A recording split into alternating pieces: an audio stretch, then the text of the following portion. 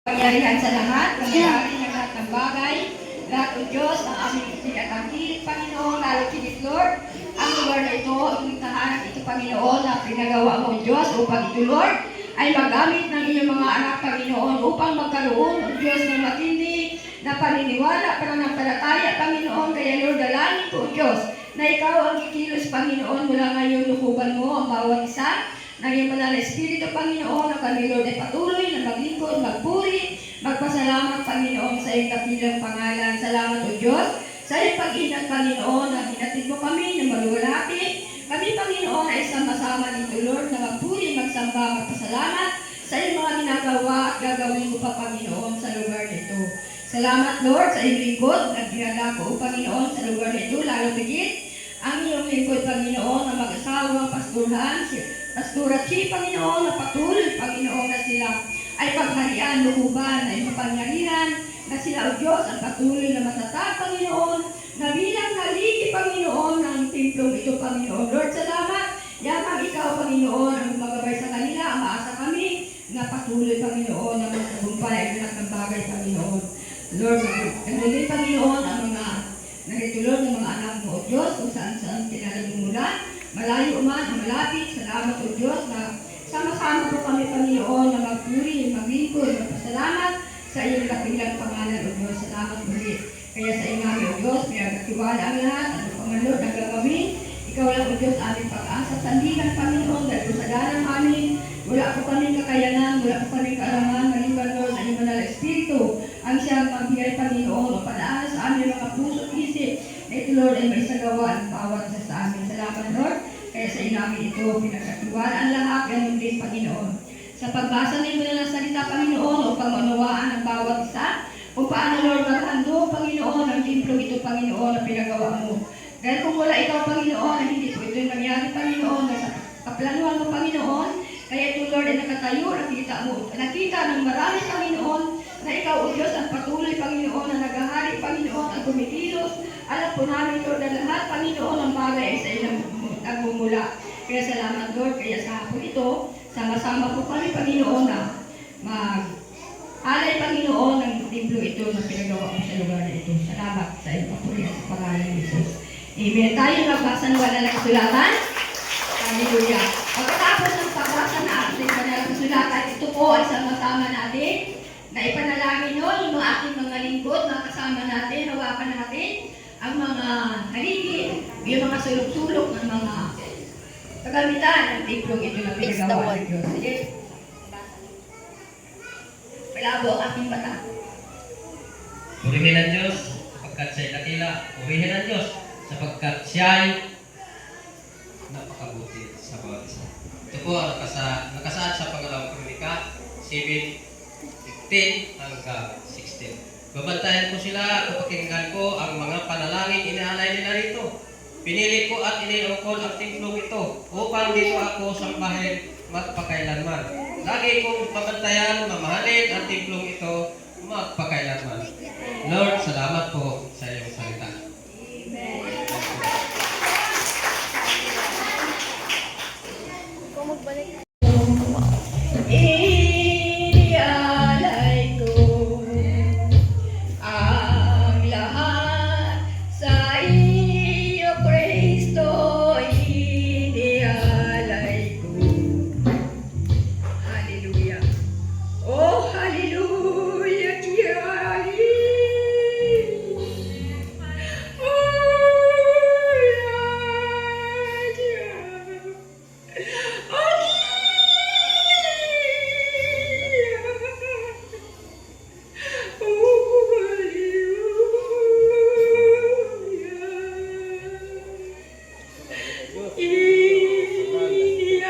Ialay ko. Iano na natin ang mga kamay. Ialay ko ang lahat sa iyo, Kristo. Ialay ko. Yes, Lord. Hallelujah. O dakilang Diyos na makapangyarihan sa lahat, Panginoong Hesus na taga Nazaret, sa iyo namin ito pinagkatiwala, inaalay ang lahat ng ito, Panginoon. ang kabuuan ng templong ito na pinagawa mo, Panginoon, ang dalangin ko, Diyos, na maging matibay, Panginoon, sa lahat na matibay, Panginoon, na alam po namin, Lord, na Ikaw ang Diyos na matibay, nagbigay, Panginoon, na maayos, O Diyos, na templo, Panginoon, upang, Panginoon, patuloy ang gawain. Marami ang maakay, marami, Panginoon, ang mailigtas. Lord, salamat sa lugar na ito, Panginoon. Inilaan mo ito, Diyos, para sa marami mga kaluluwa na may lapit sa iyo, Panginoon. Kaya, Lord, tinatalaga namin sa iyo, Panginoon.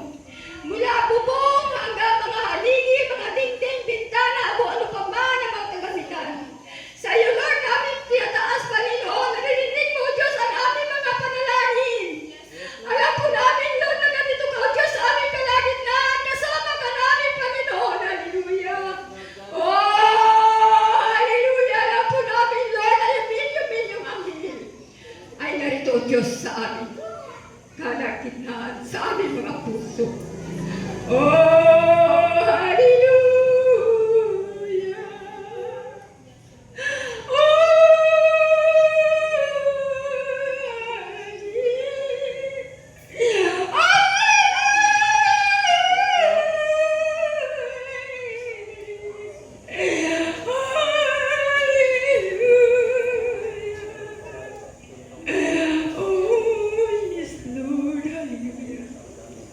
Lord, salamat, Diyos, sa iyong katiwala o pinagkatiwalaan ng mag-asawang ito, Panginoon.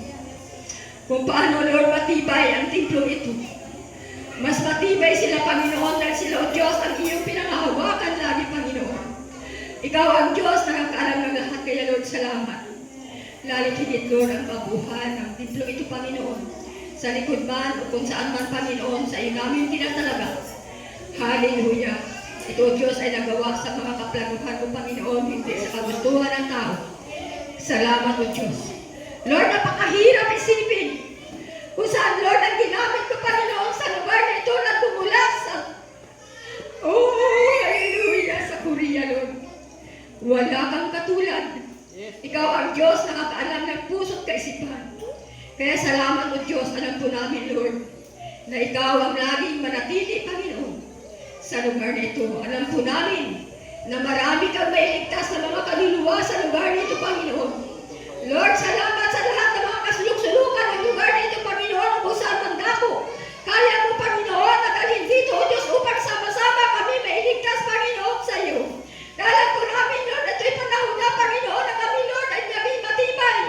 Tunay nga, O Diyos, na hindi namin maubos-ubos ang pasasalamat, Panginoon, sa iyo. Ang katagumpayan at kaayusan, Panginoon, ng templong ito. Dahil alam po namin na ikaw, O Diyos, na ikaw ang Diyos sa langit, na ang pangalan ay si Yahweh. Sa iyo namin ito tinatalaga, Panginoon, mula pintuan hanggang likuran, Panginoon, ang tahanan ito.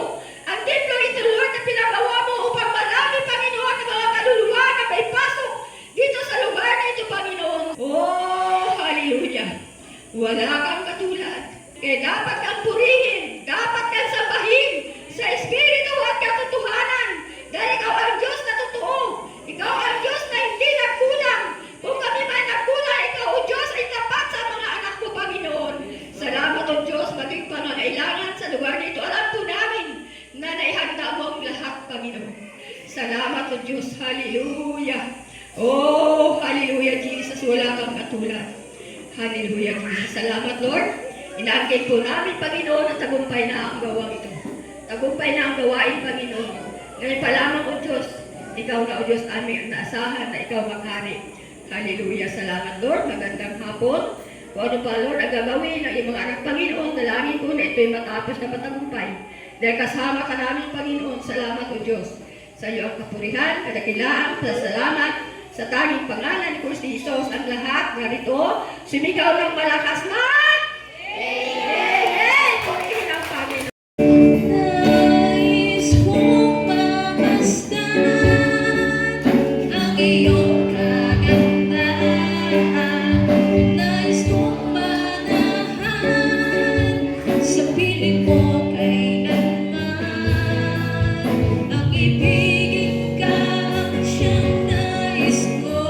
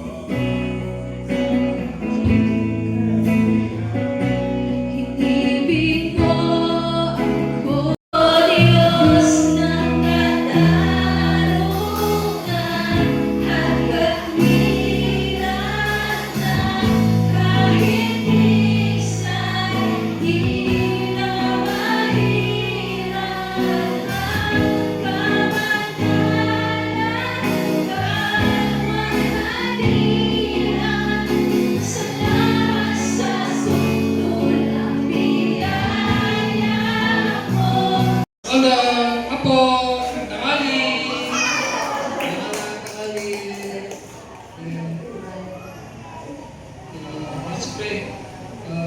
Father God, thank you for coming and opening this church and dedication this church to you. Lord, thank you for opening this church and that to try to say your word for Jesus and the gospel of Jesus. And then we give glory to Yahweh, and then we do more happiness. Title is dedication sermon. Dedication service sermon. It is not completion, but beginning. Temple being built together. Could you read Ephesians 2:21 to 20? Introduction. The visible temple and invisible temple. Today, by God's grace, we have completed this beautiful sanctuary and are holding a dedication service to offer it to the Lord. However, the New Testament possesses unity in Christ. Unity, observation in Him. The whole building is joined together and rises become a holy temple in the Lord. Trying to give interpretation. Just as a building becomes sturdy only when bricks are firmly joined together with cement. The church functions as a temple only when believers are connected to one another through the medium of Jesus Christ.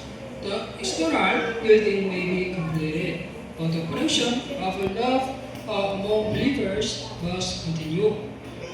Trying to give a spiritual lesson, the value of the church is proven not by the splendor of the building, but by the unity among believers. I want to before, and then the community, the pastor, and then I become also real Christian, like that. Have to be unity with Christ like that. So that if the pastor doesn't do unity with Christ, cannot happening the miracle of the Lord.